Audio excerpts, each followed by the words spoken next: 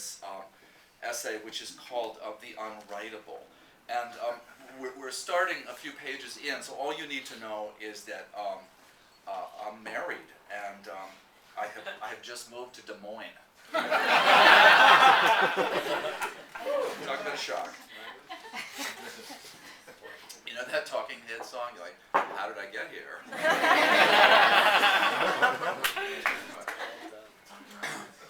Ruth and I drove to Des Moines, where another life commenced. The elements of this new existence seemed barely to touch one another at all. I worked in a daycare center and became passionately interested in the education of young children. I wrote poetry at night and on weekends. In the late hours, privately, I burned for the company of men. I attended English department functions with my wife. It was at one of these, in the impeccably comfortable apartment of a senior English professor of considerable authority named Dr. Maurice Labelle, that I met a hairdresser from Iowa City. Handsome, 10 years older than me, sporting the unmistakable new gay look of the day. Tightly curled short hair, a dark mustache, a tan, a lean and well-managed form in tightish clothes. We walked onto a terrace together. He kissed me on the mouth. I was instantly erect. He felt my crotch and pushed his tongue further into my mouth, but I pulled back and said, for God's sake, my wife's in the next room. He insisted on giving me his phone number. Well, I guess he didn't exactly have to talk me into accepting it. He had no card, and I had nothing handy to write it on, so he inscribed it neatly on the back of my Social Security card. Which means I have it still, 35 years later. Oh, Jim from Iowa City, what are the chances you're still alive, or still at that number? I was both fleeing from a door that was tumbling open in front of me, and in my less than direct way, trying to tug the door open myself. I developed a series of crushes on men who were almost, but not quite available. Richard, Hans, guys with a certain vibe of openness or ambiguity who'd become my friends and turn out to be attracted only to women, though they might flirt with me or allow an embrace, a dry kiss. I'd be spun into dizziness by this, somehow I thought satisfied. I had leaned my weight against the door, it hadn't opened, but I could feel some fresh and bracing wind blowing in from the other side. Then I met the man I'm calling Alex. I need, for reasons which will become clear later on, to becloud some of the circumstances of our encounter. Say we sang in a choir together, lobbied for better funding for social services, sat a few easels away from one another in a drawing class. I remember the pleasure of a long conversation outdoors on a cool spring afternoon. We'd started to chat a little, and one joke or story led to another, and soon it became evident the pleasure we were taking in one another's company. If you'd stood back and watched us, you'd have seen two men in their 20s, both tall, one more lanky and the other a bit thicker, swaying a little as they spoke, hands in their pockets, heads leaning in toward one another, then stepping back to laugh. The conversation going on into the afternoon, one making as though to leave, but then stopping again, talking on, the unmistakable physical language of a connection being formed. We took to going out for beers, playing pinball, listening to bands. This did not fit into the terms of my marriage, where I seemed expected to live like a married man, not like a boy in my early 20s. In between batting the beautiful chrome balls around their playing fields beneath the glass, we were talking and talking about common acquaintances, politics, work, drawing closer.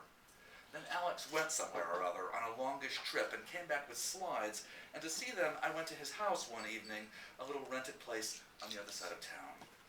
The best place to view the slides was the bedroom. There was a largish bare wall for a screen, and we could put the carousel projector on the bed and sprawl out on either side of it with a beer while he narrated the images of his journey. And as the pictures progressed, our arms and shoulders came closer to one another, and I could feel my own heartbeat, and I was aware, beneath the worn cotton of the tie-dyed t-shirt he wore, of his.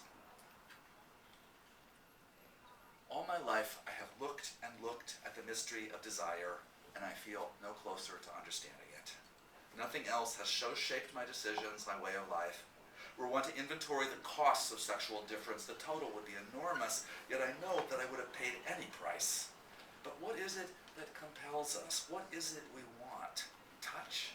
Entrance behind the barrier of the the skin, to penetrate the boundaries of another body or be penetrated ourselves, as a remedy for our extreme loneliness, the awful sensation of the singular self in the singular skin. Some narcotic form of forgetfulness, an opiate dispensed by the hands of another. Not orgasm, finally, and only partly pleasure. There are many sorts of pleasure, many forms of satisfaction, but what other has the deep lodestone pull that sex has? And I don't believe it's simply biology, the imperative to reproduce, since for me, obviously there will be no issue from the unions I can't seem to live without. I want, that is the prima facie thing, the ground of being. But what is it in a man's body, in the heat and touch and warm interior, the rush and delay of contact? What is it that I want? Shouldn't I be able, after a life's worth of practice, to name that? Here's Whitman in Song of Myself. Blind, loving, wrestling touch, sheathed, hooded, sharp-toothed touch. Did it make you ache so, leaving me? Parting tracked by arriving, perpetual payment of perpetual loan, rich showering rain, and richer recompense afterward. But what is the recompense richer? I know that it exists, and I know it resides outside of language, and I know it is not to be denied. We refuse what is originary in ourselves to our peril. What wells up is to be attended to. Blake says it is better to murder an infant in its cradle than to nurse desires unacted upon. This sounds horrifying until you realize that the infant you're killing, if you do not allow your desire to emerge in the daylight, is yourself. The person you might become if you move in the direction of fulfillment. Not to fulfillment, mind you. I no longer believe in that, except as a temporary state, but we need to proceed in satisfaction's direction. I was 21 years old, and now my real life had started, though I wouldn't have said it that way then. The next morning I was in the bathroom at home getting ready for work, and Ruth pointed out to me that I was certainly in a good mood. Because I was singing, and it was true. I wanted nothing more than to open my mouth and sing. Once or twice a week, Alex and I would meet at his place for sex.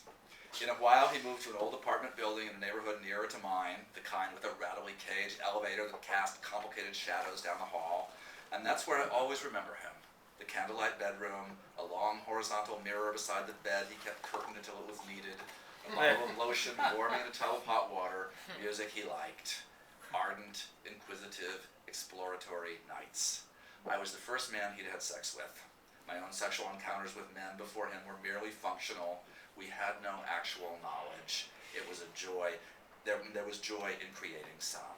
How is it that you take a long cock into your mouth without gagging? And what were the motions of lips or tongue that would create pleasure? And fucking, that wild, taboo mystery of penetration. Alex went first and almost immediately found that discomfort gave way to radical pleasure. I thought I'd never be able to take anything up my ass. I imagined I just wasn't built that way. But Alex said, oh no, if I'm going to do this, you're doing it too.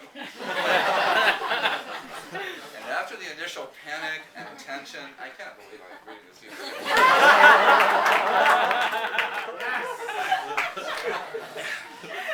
I wouldn't tell you this story over dinner.